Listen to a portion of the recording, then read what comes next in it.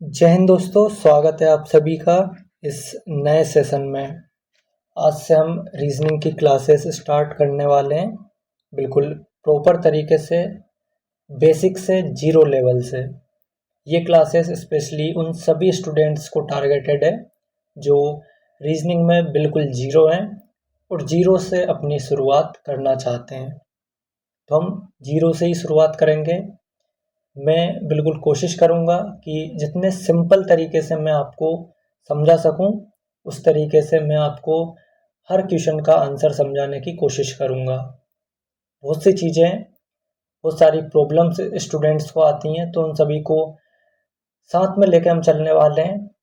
बिल्कुल अच्छे से अपनी प्रिपरेशन को स्टार्ट करने वाले हैं। तो चलिए बिना किसी देरी के शुरुआत करते हैं अपने इस सेशन की। और आज हम समझने वाले हैं एनालॉजी को।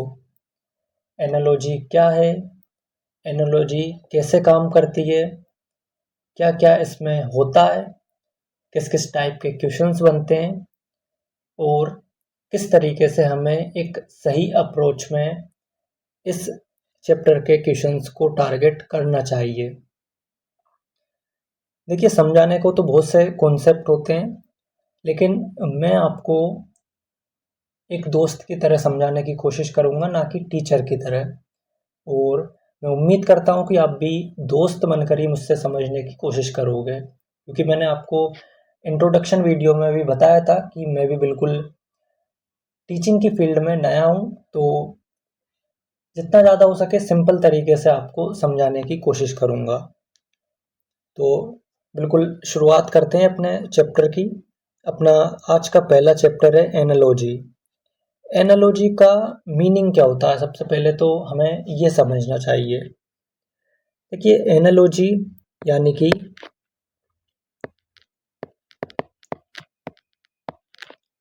एनालॉजी, ठीक है, एनालॉजी यानी सादृश्यता।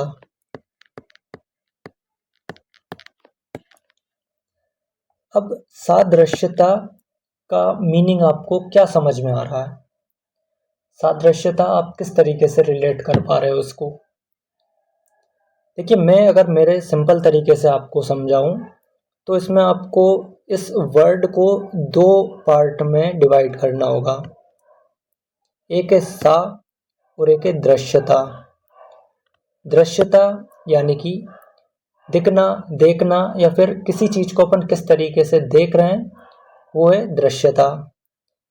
सा यानी कि समान, किसी चीज को समान तरीके से देखना।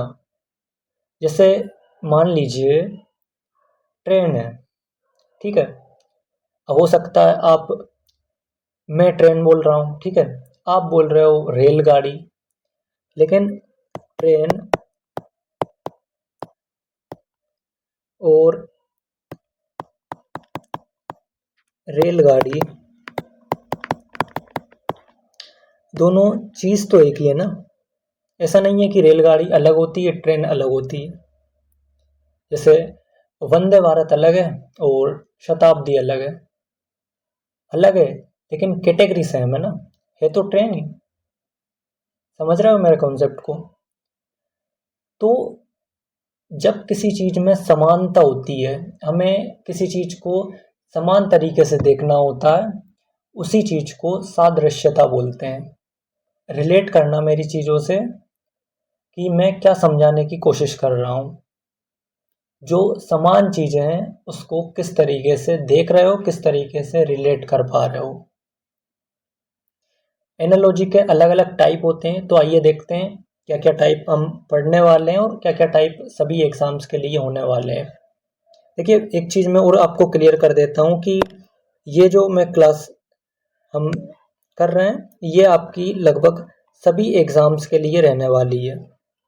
यानी कि रेलवे, एसएससी या फिर वन डे एग्ज़ाम्स, सभी के लिए ये क्लासेस रहने वाली है। और बिल्कुल बेसिक से मैं आपको पढ़ाने वाला हूँ। तो अगर आपका बेसिक स्ट्रॉन्ग नहीं है, फाउंडेशन आप करना चाहते हो, तो इन क्लासेस को डेफिनेटली आप कंसिडर कर सकते हो। तो चलिए देखते हैं क्या क्या टाइप्स अपन रीजनिंग में पढ़ने वाले हैं। सबसे पहले टाइप के जो क्वेश्चंस होते हैं वो होते हैं सिनोनिम्स। ठीक है, सिनोनिम्स का मतलब है समानार्थक।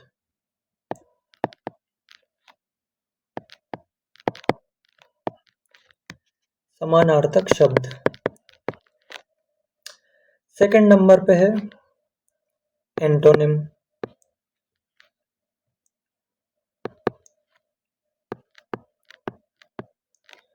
एंटोनिम्स का मतलब होता है विलोम शब्द।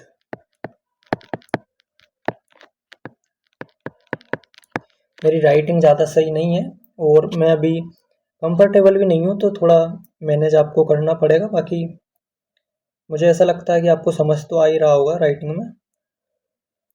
थर्ड नंबर का जो है वो है अपना tool work.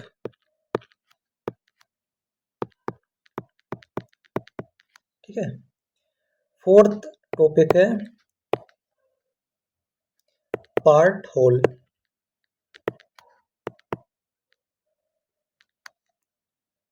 And fifth topic है कॉज इफेक्ट। एक एक को हम डिटेल में समझते हैं। देखिए, सिनोनिम्स समानार्थक शब्द, यानी कि जिनका समान अर्थ हो वही आपके क्या है, सिनोनिम्स हैं। समान अर्थ से आपका क्या तात्पर्य है? मतलब जैसे आप समझ सकते हो, मैं एग्जांपल आपको बताता हूँ रियल लाइफ। आप आप कह सकते हो कि आज मैं बहुत खुश हूँ। ठीक है, या फिर आप कह सकते हो कि आज मेरी खुशी का कोई ठिकाना नहीं। लेकिन दोनों शब्द का जो मीनिंग निकल रहा है वो सेम ही निकल रहा है, बिल्कुल, है ना। आप इसी चीज को किसी और शब्द से भी यहाँ पर समझ सकते हैं, समानार्थक को। जैसे मैंने अभी एग्जांपल दिया था ट्रेन का। समानार्थक यानी कि हम ट्रेन को कैटेगरी में बांट देते हैं। जैसे वंदे भारत को आप ले लो, वंदे भारत। ठीक है, वंदे भारत एक ट्रेन हो गई, ये कैटेगरी हो गई। अब वंदे भारत से समान क्या है? वंदे भारत तो एक ट्रेन है ना। तो हम राजधानी ले लेते हैं।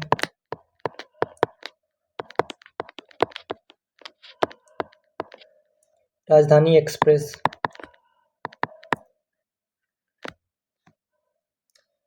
वंदे भारत और राजधानी दोनों ट्रेन है।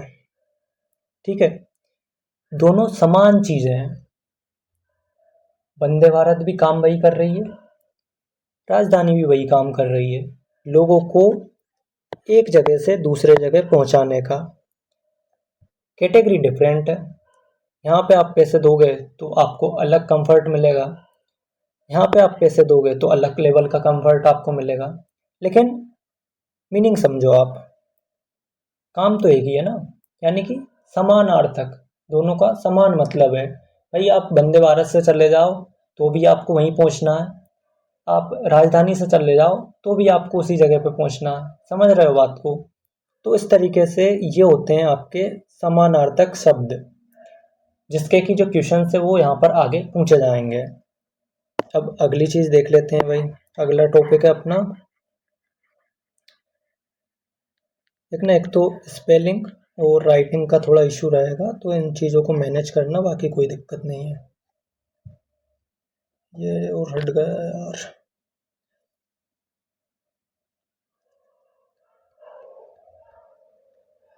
यहाँ पे था कोज, चलो इसको दोबारा ही कर लेते हैं। इफेक्ट।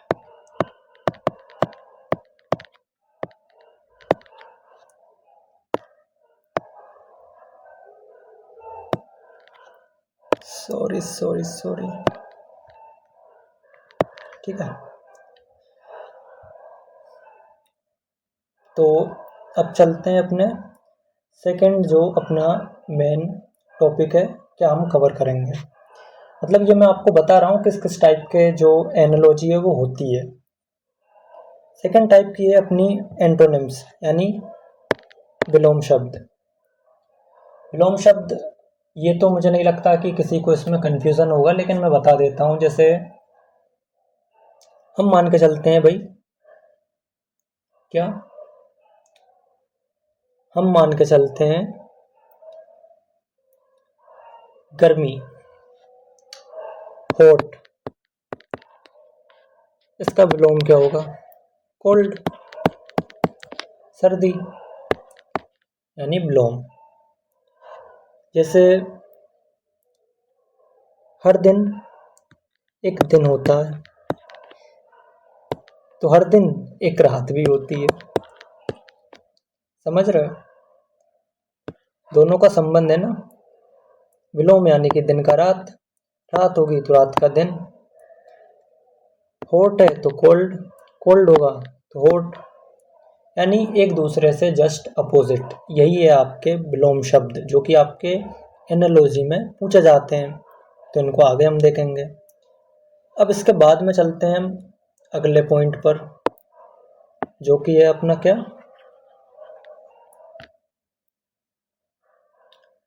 Tool and works. ये भी आप मेरे हिसाब से समझ चुके होंगे अच्छे से, लेकिन मैं फिर भी आपको अच्छे से समझाने की कोशिश करूँगा। जैसे टूल्स अपन क्या लें, मान लो ठीक है कोई कार है, कार के अंदर क्या लगा रहता है भाई? मेनली तो मतलब बहुत सारी चीज़ें उसमें होती हैं, लेकिन मैं एक जर्नल वे में आपसे पूछ रहा हूँ। हाँ, सबसे इम्पोर्टेंट पार्ट हम ले लेते हैं, कार से लगा रहता है क्या? व्हील। कार कनेक्ट होती है व्हील से, ठीक है। इसी तरीके से अगर हम मैकेनिकल पार्ट को ही लें तो मतलब रिलेट कर लो आप। जैसे एक कोई बुक है, ठीक है। बुक बनती है किससे? पेजेस से। बुक बनती है पेजेस से। तो टूल वर्क में इसी टाइप के क्वेश्चंस आपके आएंगे जो एक दूसरे से रिलेटेबल होंगे। जैसे कार का संबंध व्हील से है, तो बुक का संबंध पेज से है। इसी तरीके के क्वेश्चंस इसमें आपसे पूछे जाएंगे, ठीक है। जब अपन क्वेश्चन सोल्व करेंगे उस टाइम पे आपके ज़्यादा डाउट्स क्लियर होंगे, क्योंकि मैं बड़े ही आसान तरीके से जो मुझे समझ आएगा वो मैं आपको समझाऊंगा, तो वहाँ पर ज़्यादा रिलेटेबल होगा। यहाँ तो मैं एक ओवरऑल आपको बता रहा हूँ कि हम चैप्टर में पढ़ने क्या वाले हैं। इसके बाद में अपना नेक्स्ट टॉपिक है पार्ट होल का। पहले इसको मैं इरेज कर देता हूँ क्योंकि जगह की कमी है यहाँ पे।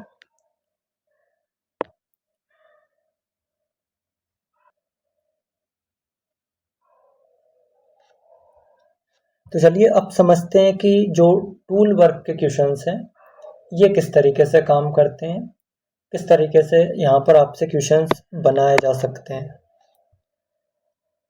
देखिए टूल्स में आप किसी भी टूल को ले लो। जैसे मैं एग्जांपल ले लेता हूँ, पेन है, पेन भी तो एक टूल ही है। मैं ये लिख रहा हूँ, टूल ही तो है ये। तो पेन क्या करती है? पेन से भाई हम लिखते हैं, ठीक है। पेन से हम लिखते हैं, तो पेन का संबंध हो गया लिखने से। यानी टूल एंड उसका वर्क क्या है। अब जैसे अपन ले लेते हैं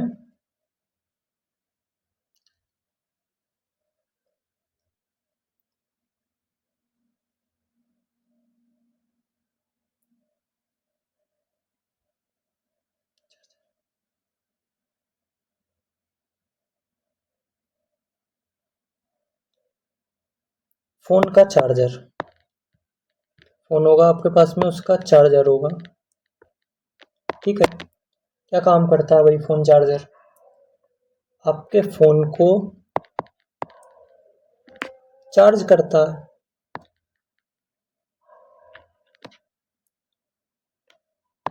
फ़ोन को चार्ज करता है तो ये हो गया आपका टूल और ये इसका कनेक्शन हो गया फ़ोन को चार्ज करना, यानी कि दोनों में ये समानता है। ये एग्जाम्पल या क्वेश्चंस को सॉल्व करेंगे तब और अच्छे से आपके डिटेल्स में सारी चीज़ें हम करने वाले हैं। आगे और अच्छे से जब हम क्वेश्चन सॉल्व करेंगे तब और अच्छे से आपको समझ में आएगा। अभी तो मैं आपको बेसिक सा जो हमारा कॉन्सेप्ट है वो थोड़ा समझाने की कोशिश कर रहा हूँ कि आखिर एनालॉजी क्या है। अगला जो अपना टॉपिक है वो होगा अपना पार्ट एंड होल का। ठीक है, पार्ट होल यानी कि जैसे कोई पार्ट है वो किसी चीज के बिना पूरा नहीं हो सकता। मतलब आप मान लो जैसे अभी हमने फ़ोन का एग्जांपल लिया था, फ़ोन है, ठीक है, फ़ोन आपके पास में है भाई, आपने अच्छा सा फ़ोन ले लिया, चलाओगे कैसे? सिम की ज़रूरत है ना, बिना सिम से तो नहीं चला सकते फ़ोन। फ़ोन चला सकते हो, नेटवर्क इंटरनेट तो नहीं चलेगा ना, यानी ये इसका एक नेसेसरी पार्ट है सिम। इसी तरीके से आप ले लो कार को, ठीक है, जैसे कोई एक व्हील है, व्हील को हम ले लेते हैं, रुको एक मिनट, जैसे हम व्हील ले लेते हैं, व्हील जो है कार का पार्ट है, तो व्हील का संबंध हो गया कार से, यानी ये एक पार्ट है व्हील, कार एक पूरा भाग है, दोनों आपस में कनेक्टेड है। अगर कार में पहिया नहीं होगा तो भी कार नहीं चलेगी, अगर पहिए होंगे कार नहीं होगी तो वैसे ही नहीं चलना है, यानी दोनों आपस में कनेक्टेड हैं तभी कुछ काम बन सकता है। इस टाइप के क्वेश्चंस आपके आते हैं पार्ट होल में। अब चलते हैं अपने नेक्स्ट टॉपिक पर जो कि रहेगा कॉस इफेक्ट।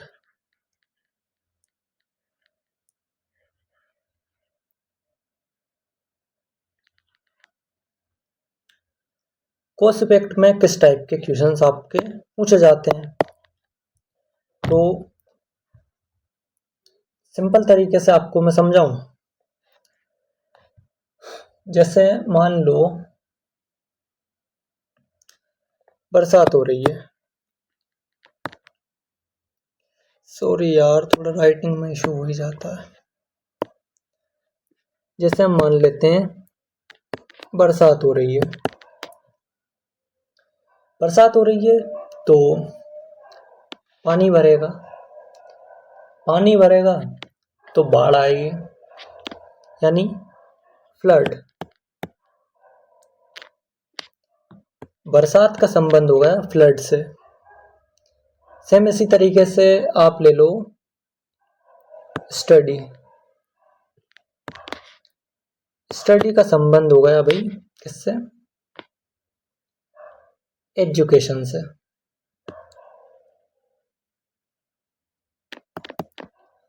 आप अगर पढ़ाई करोगे, स्टडी करोगे तो एजुकेशन आपको मिलेगी। मतलब समझ रहे हो आप मैं जो कहना चाह रहा हूँ? बारिश हो गई तो बाढ़ आएगी, स्टडी करोगे तो ऑटोमेटिकली आपको एजुकेशन मिलेगी। वो बात अलग है कि आप जहाँ पे भी स्कूल में, कॉलेज में या फिर किसी एग्ज़ाम में प्रिपरेशन कर रहे हो और बस कर ही रहे हो, मतलब जी जान लगा कर मेहनत नहीं कर रहे हो, तो फिर आपको किस तरीके से एजुकेशन मिल सकती है? नहीं मिलेगी ना। वही समझा रहा हूँ। देखिए कोई भी चीज़ आप अपने दिल पे मत लगा लेना कि मैं जस्ट एग्जाम्पल से आपको समझाने की कोशिश करूँगा, तो उसमें हो सकता है कुछ ऐसी बात मेरे दिमाग में आ जाए जो शायद आपको अच्छी ना लगे, तो इन सब का ध्यान रखना, ऐसी कोई दिक्कत नहीं है। मैं जस्ट एग्जाम्पल से ही आपको समझाने की कोशिश करता हूँ, किसी को भी इस तरीके का मतलब वो नहीं है मेरा कि कोई कम पढ़ने वाला है या ज़्यादा पढ़ने वाला, कहने का मतलब ये है कि स्टडी का संबंध एजुकेशन से। देखिए, इसको और सिंपल वे में मैं आपको समझाऊं तो कोई भी चीज़ है, उसका एक रिजल्ट होगा। सपोज आप यहाँ से भाग रहे हो, ये है ए, और जहाँ पे आप रुकते हो ये है बी। तो अगर आपने भागना शुरू किया तो आपको बी पॉइंट पर पहुंचे ना, बी पॉइंट पर जाकर आप रुके, यानी आपने कोई काम किया तो उसका रिजल्ट आपको मिला। यही है आपका कॉज इफेक्ट।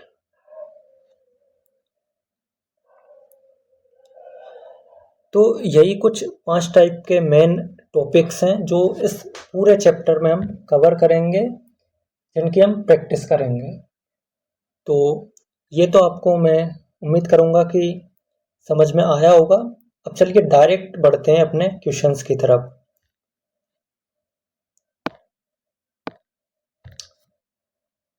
तो लीजिए, क्वेश्चंस आ चुके हैं और मैं आपको बता दूं कि ये सभी जो क्वेश्चंस हैं बिल्कुल पी वाई क्यू हैं आपके। ऐसा नहीं है कि ये मैंने मन से बनाए हैं, मन से नहीं बनाया, बल्कि ये पी वाई क्यू है, किसी ना किसी एग्ज़ाम में ये आए हुए हैं, लेकिन यहाँ पर एग्ज़ाम का लिखा नहीं गया है क्योंकि पीपीटी में नहीं लिखा। तो आगे से मैं पूरी कोशिश करूँगा कि यहाँ पर जिस भी एग्ज़ाम में क्वेश्चन आए वो सब डिटेल्स आपको यहाँ पर मैं शो करूँ। बाकी ये सभी एग्ज़ाम्स के क्वेश्चंस हैं। तो चलिए शुरुआत करते हैं अपने पहले क्वेश्चन से। सबसे पहले अभी हमने बात की रिलेशन, एनालॉजी यानी एक दूसरे का रिलेशन। अगर जैसे मान लीजिए आपकी कोई सिस्टर है, ठीक है, तो आप भी तो उसके भाई हो, यानी आप दोनों का आपस में संबंध है भाई बहन का। तो इसी तरीके से एनालॉजी में वर्ड हो, कोई भी ऑब्जेक्ट हो, कोई भी टूल हो, कोई भी वस्तु हो, सबका संबंध एक दूसरे से होगा। बिना संबंध के यहाँ पर कुछ भी नहीं होगा, और संबंध लॉजिकली होगा, ऐसा नहीं कि कुछ भी। अब जैसे हम अपने क्वेश्चन पे आते हैं, यहाँ पे लिखा है वर्ड, ठीक है। वर्ड का संबंध है फ्लाई से, सॉरी, वर्ड का संबंध है फ्लाई से। तो भाई फिश का संबंध किससे होगा?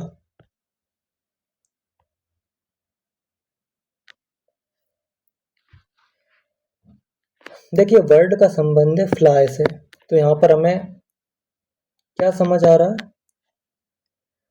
यहाँ पर हमें समझ आ रहा है कि एक कोई पक्षी है, वो पक्षी उड़ता है। आपने पक्षी को चलते हुए भी देखा होगा, लेकिन यहाँ पर बात हुई है उड़ने की, यानी पक्षी उड़ता है। तो फिश क्या करती है ये अपन को बताना है। बड़ा ही सिंपल है। फिश को आपने कभी चलते हुए तो देखा नहीं होगा, उड़ते हुए भी नहीं देखा होगा, हाँ पानी में तैरते हुए जरूर देखा होगा। तो जिस तरीके से बर्ड का संबंध फ्लाई से है, उसी तरीके से हमारा फिश का संबंध होगा स्विम से। किससे? स्विम से। ऑप्शंस देख लीजिए, ये रहा स्विम, ठीक है, ऑप्शन भी करेक्ट आंसर। यानी यहाँ पर हमने निकाला ना एक दूसरे से कनेक्शन। नेक्स्ट क्वेश्चन पे चलते हैं, जो कि सेम इसी तरीके से रिलेशन का ही है। यहाँ पर बात हुई है डॉक्टर की और हॉस्पिटल की।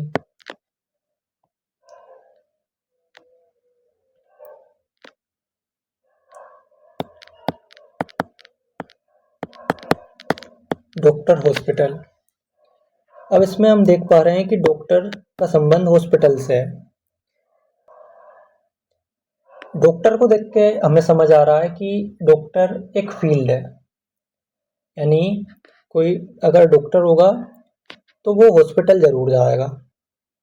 क्यों जाएगा? क्योंकि उसका वर्क प्लेस है।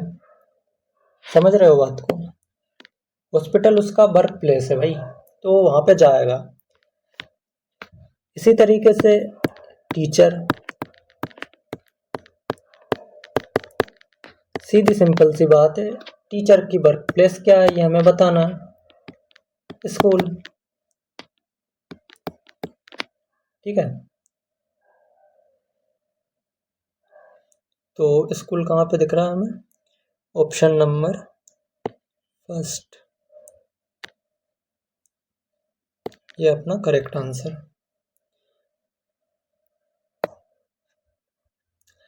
यहाँ पे आ गया है मैथ। और मैं आपको एक चीज़ और बता दूं, मेरी मैथमेटिक्स बिल्कुल वीक है, तो प्लस माइनस डिवाइड इनटू इनमें कुछ मिस्टेक्स हो जाए तो प्लीज़ संभालना। हो जाती हैं मिस्टेक्स, क्योंकि मैं मैथ्स में वीक हूँ। जेन्युइनली आपसे बता रहा हूँ, आपके साथ शेयर कर रहा हूँ, मेरी मैथ्स कमज़ोर है और इसीलिए हो सकता है मुझे मैथ्स में दिक्कत आए। तो इन सब चीज़ों को हम साथ में मैनेज करके चलेंगे। तो चलिए अब करते हैं इस मैथमेटिक्स के क्वेश्चन को। देखिए, 2 का संबंध 4 से,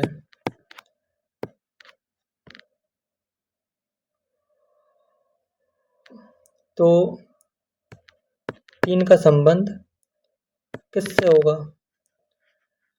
तो 2 से 4, यानी 2 प्लस मान लो, या 2 2 जा 4, 2 का इंटू मान लो, 2 इंटू 2 बराबर 4, ये आपका आ गया। तो इसी को हम इसमें फॉलो कर लेते हैं।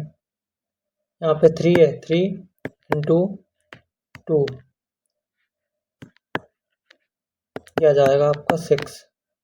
ऑप्शन में है क्या? हाँ है, ठीक।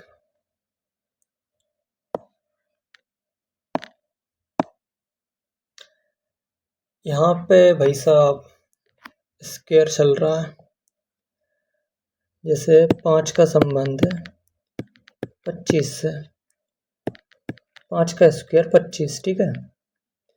तो 6 का संबंध किससे है ये अपन को बताना है। तो डायरेक्ट कर लो, 5 का स्क्वायर है 25, तो 6 का स्क्वायर है 36, ऑप्शन है। अब यहाँ पे वापस से क्वेश्चंस आ गए अपने। यहाँ पे दिया है भाई ए का संबंध सी से एंड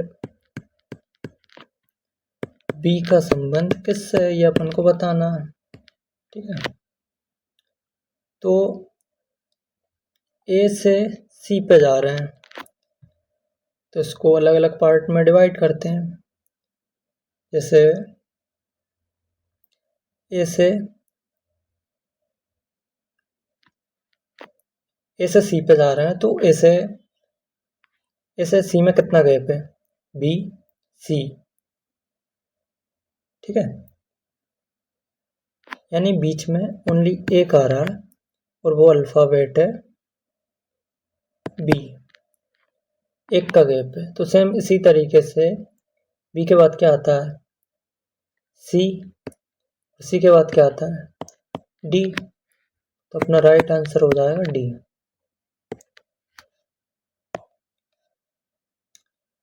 अब यहाँ पे ये इंग्लिश के वर्ड हैं, जैसे कैट,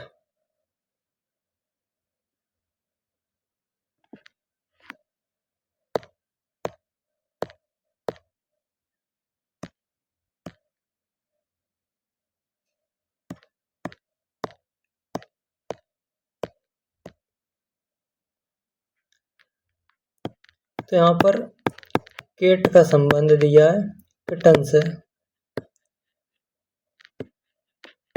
ठीक है। कैट यानी बिल्ली, और किटन यानी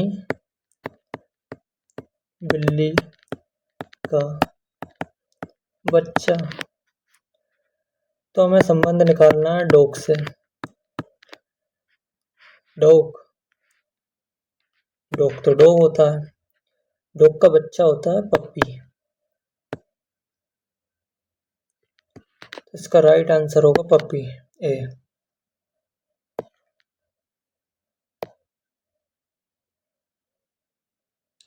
ये आई थिंक रिपीट हो गया। इसका था अपना क्या, फिश।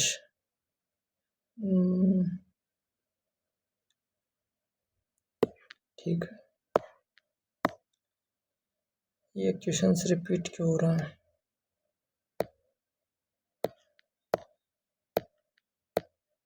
तो चलिए वापस से कंटिन्यू करते हैं। पीपीटी ने हर सारा दिमाग खराब कर दिया, बड़ी मुश्किल से अब क्वेश्चंस पेस्ट किए हैं यहाँ पे।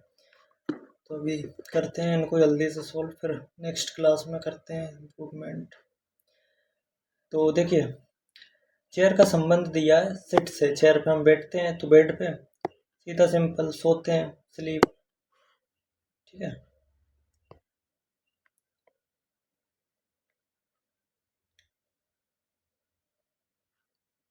नेक्स्ट क्वेश्चन है ऑथर बुक।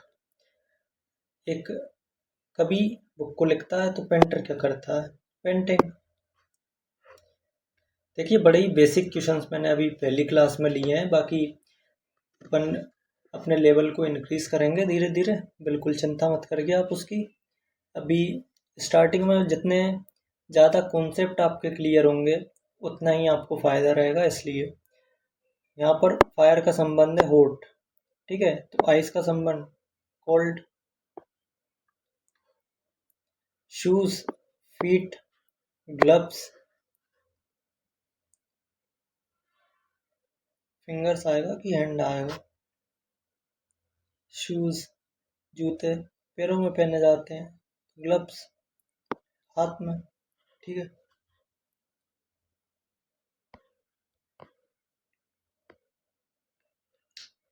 गोल्ड येलो होता है, कोल ब्लैक। लॉयन रोर, दहाड़ता है भाई। तो डॉग क्या करता है? बार्क।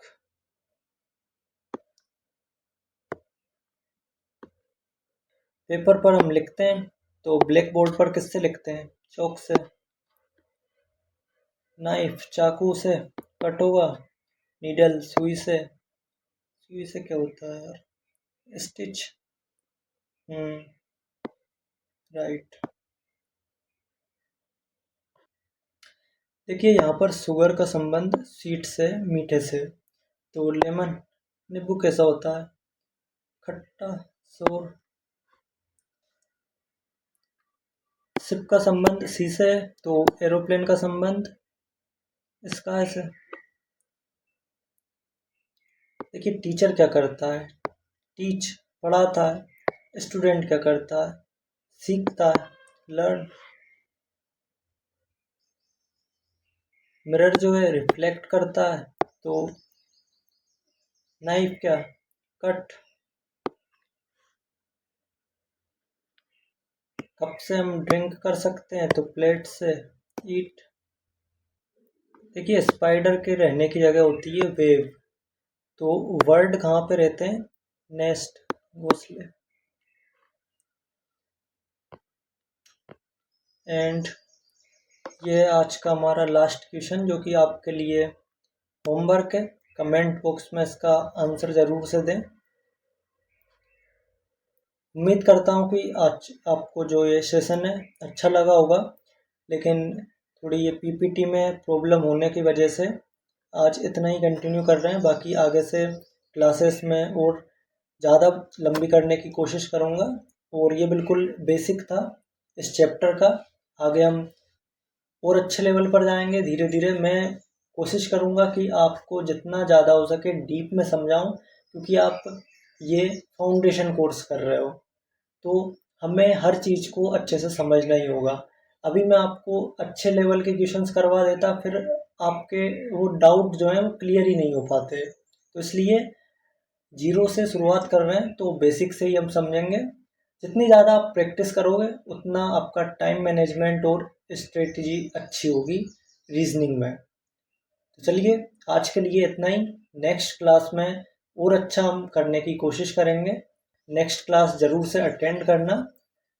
बाकी जो ये क्वेश्चन मैंने आपको दिया है इसका आंसर मुझे कमेंट बॉक्स में चाहिए। बहुत ही सरल है, कमेंट करके इसका आंसर ज़रूर से देना। चलिए मिलते हैं अपने एनालॉजी के